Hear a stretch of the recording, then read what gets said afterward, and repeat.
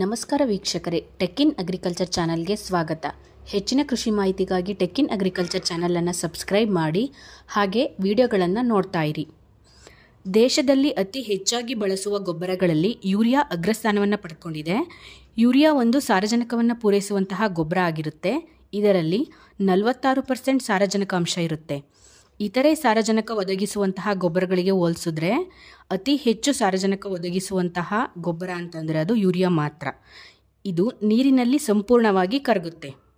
ಯೂರಿಯಾದಲ್ಲಿ ಹೆಚ್ಚು ಸಾರಜನಕ ಇರುವುದು ನಿಜ, ಆದರೆ ನಾವು ಭೂಮಿಗೆ ಹಾಕಿದಾಗ ಬರೀ 40-50% ಮಾತ್ರ ಬೆಳೆಗಳಿಗೆ ಉಪಯೋಗವಾಗುತ್ತೆ.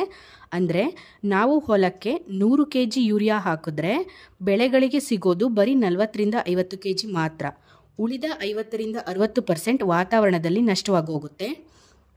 ಯೂರಿಯಾ ಹೇಗೆ ನಷ್ಟ ಆಗುತ್ತೆ ಅಂತ ಅಂದರೆ ಆವಿಯಾಗುವಿಕೆ, ಬಸಿದು ಹೋಗುವಿಕೆ ಮತ್ತು ಡಿನೈಟ್ರಿಫಿಕೇಷನ್ ಕ್ರಿಯೆಗಳಿಂದ ಯೂರಿಯಾ ಪರಿಸರದಲ್ಲಿ ವೇಸ್ಟ್ ಆಗಿ ಹೋಗುತ್ತೆ. ಯೂರಿಯಾವನ್ನು ಮಣ್ಣಿಗೆ ಹಾಕಿದಾಗ ಯೂರಿಯಾ ಗೊಬ್ಬರ ಅಮೋನಿಯಾ ಆಗಿ ಕನ್ವರ್ಟ್ ಆಗುತ್ತೆ. ನಂತರ ಅಮೋನಿಯಾ ನೈಟ್ರೇಟ್ ಮತ್ತು ನೈಟ್ರೇಟ್ ಆಗಿ ಕನ್ವರ್ಟ್ ಆಗುತ್ತೆ. ಈ ನೈಟ್ರೇಟ್ ಹಂತವನ್ನು ಸಸ್ಯದ ಬೇರುಗಳು ಹೀರಿಕೊಳ್ತವೆ. ಈ ರೀತಿ ಯೂರಿಯಾ ನೈಟ್ರೇಟ್ ಆಗಿ ಕನ್ವರ್ಟ್ ಆಗೋದನ್ನು ನೈಟ್ರಿಫಿಕೇಷನ್ ಅಂತ ಕರೀತಾರೆ. ಇದು ಆಗಲು ಮುಖ್ಯವಾಗಿ ನೈಟ್ರಿಫೈಯಿಂಗ್ ಬ್ಯಾಕ್ಟೀರಿಯಾ ಬೇಕು. ಮಣ್ಣಿನಲ್ಲಿರುವ ಈ ಬ್ಯಾಕ್ಟೀರಿಯಾದ ಸಹಾಯದಿಂದ ಯೂರಿಯಾ ಗಿಡಗಳಿಗೆ ಸಿಗುತ್ತೆ. ಈ ನೈಟ್ರಿಫಿಕೇಷನ್ ಕ್ರಿಯೆ ಬೇಗ ಆಗೋದ್ರಿಂದ ಯೂರಿಯಾ ಬೇಗನೆ ನೈಟ್ರೇಟ್ ಆಗುತ್ತೆ. ಮಣ್ಣಿನಲ್ಲಿ ಒಂದೇ ಸಾರಿ ನೈಟ್ರೇಟ್ ಅಂಶ ಜಾಸ್ತಿ ಆಗುತ್ತೆ.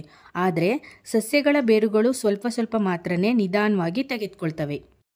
ಇನ್ನು ಉಳಿದ ನೈಟ್ರೇಟ್ ಅಂಶ ಭೂಮಿಯಲ್ಲಿ ಬೇಗನೆ ನಷ್ಟವಾಗಿ ಹೋಗುತ್ತೆ. ಹಾಗಾಗಿ ನೀವು ಹಾಕಿದ ಯೂರಿಯಾ ಕಂಪ್ಲೀಟ್ ಆಗಿ ಉಪಯೋಗ ಆಗೋದಿಲ್ಲ. ಯೂರಿಯಾ ಗೊಬ್ಬರದ ಇನ್ನೊಂದು ಸಮಸ್ಯೆ ಏನಪ್ಪ ಅಂತಂದರೆ ಯೂರಿಯಾವನ್ನು ಬರೀ ಕೃಷಿಗೆ ಮಾತ್ರ ಉಪಯೋಗಿಸೋದಿಲ್ಲ. ಬೇರೆ ಕಾರ್ಖಾನೆಗಳು ಕೂಡ ಈ ಯೂರಿಯಾವನ್ನು ಉಪಯೋಗ ಮಾಡ್ತಾ ಇದ್ದಾವೆ. ಉದಾಹರಣೆಗೆ ಟೆಕ್ಸ್ಟೈಲ್ ಇಂಡಸ್ಟ್ರಿ ಇರ್ಬೋದು, ಕೆಮಿಕಲ್ ಇಂಡಸ್ಟ್ರಿ ಇರ್ಬೋದು, ಹೀಗೆ ಅನೇಕ ಇಂಡಸ್ಟ್ರಿಗಳು ಯೂರಿಯಾವನ್ನು ಯೂಸ್ ಮಾಡ್ತಾ ಇದ್ದಾರೆ. ಸಬ್ಸಿಡಿಯಲ್ಲಿ ಯೂರಿಯಾ ಸಿಗೋದು ಕೃಷಿಗೆ ಮಾತ್ರ. ಇನ್ನು ಕೆಲವು ಇಂಡಸ್ಟ್ರಿಗಳು ದುರುಪಯೋಗವನ್ನು ಮಾಡಿಕೊಂಡು ಕೃಷಿಯ ಸಬ್ಸಿಡಿ ಯೂರಿಯಾವನ್ನು ಇಂಡಸ್ಟ್ರಿಯವರು ಬಳಸ್ಕೊಳ್ತಾ ಇದ್ದಾರೆ. ಹೀಗಾಗಿ ಕೆಲವು ಸಂದರ್ಭಗಳಲ್ಲಿ ಮತ್ತು ಜಾಗಗಳಲ್ಲಿ ನಿಜವಾದ ರೈತರಿಗೆ ಯೂರಿಯಾ ಶಾರ್ಟೇಜ್ ಆಗ್ತಾ ಇದೆ. ಯೂರಿಯಾದ ನಷ್ಟ ಮತ್ತು ಶಾರ್ಟೇಜನ್ನು ತಡೆಯಲು ಇರುವಂತಹ ಒಂದು ಉಪಾಯವೇ ನೀಮ್ ಕೋಟೆಡ್ ಯೂರಿಯಾ, ಅಂದರೆ ಬೇವು ಲೇಪಿತ ಯೂರಿಯಾ ಅಂತ.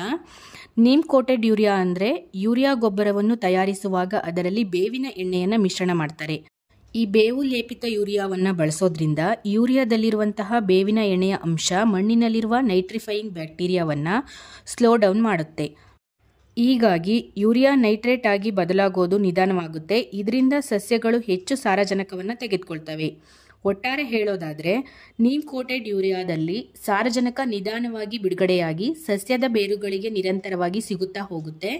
ಇದರಿಂದ ಯೂರಿಯಾ ಗೊಬ್ಬರದ ಬಳಕೆಯ ದಕ್ಷತೆ ಹೆಚ್ಚಾಗುತ್ತೆ. ನಾರ್ಮಲ್ ಯೂರಿಯಾಗೆ ಕಂಪೇರ್ ಮಾಡಿದ್ರೆ ನೀಮ್ ಕೋಟೆಡ್ ಯೂರಿಯಾವನ್ನು 10% ಕಡಿಮೆ ಬಳಸಬಹುದಾಗಿದೆ ಮತ್ತು ಇದರಿಂದ 10-15% ಇಳುವರಿನೂ ಕೂಡ ಹೆಚ್ಚುತ್ತೆ ಎಂದು ಹಲವು ವರದಿಗಳು ತಿಳಿಸಿದವೆ. ನೀಮ್ ಕೋಟಿಂಗ್ ಆಗಿರೋದ್ರಿಂದ ಗೊಬ್ಬರ ಕೇಕ್ ಆಗೋದಿಲ್ಲ ಮತ್ತು ಮಣ್ಣಿಗೆ ಹಾಕಿದಾಗ ಆವಿಯಾಗುವಿಕೆಯಿಂದ ಗೊಬ್ಬರ ನಷ್ಟ ಆಗೋದಿಲ್ಲ. ನೀಮ್ ಕೋಟಿಂಗ್ ಆಗಿರೋದ್ರಿಂದ ಇದು ಕೃಷಿಗೆ ಮಾತ್ರವೇ ಉಪಯೋಗವಾಗುತ್ತೆ. ಬೇರೆ ಕಾರ್ಖಾನೆಗಳು ಯೂಸ್ ಮಾಡ್ಕೊಳ್ಳೋದಕ್ಕೆ ಸಾಧ್ಯ ಆಗೋದಿಲ್ಲ. ಈ ವಿಡಿಯೋ ನಿಮಗೆ ಇಷ್ಟ ಆದರೆ ವಿಡಿಯೋವನ್ನು ಲೈಕ್ ಮಾಡಿ, ಶೇರ್ ಮಾಡಿ, ಹಾಗೆ ಟೆಕ್ ಇನ್ ಅಗ್ರಿಕಲ್ಚರ್ ಚಾನಲನ್ನು ಸಬ್ಸ್ಕ್ರೈಬ್ ಮಾಡಿ. ಧನ್ಯವಾದಗಳು.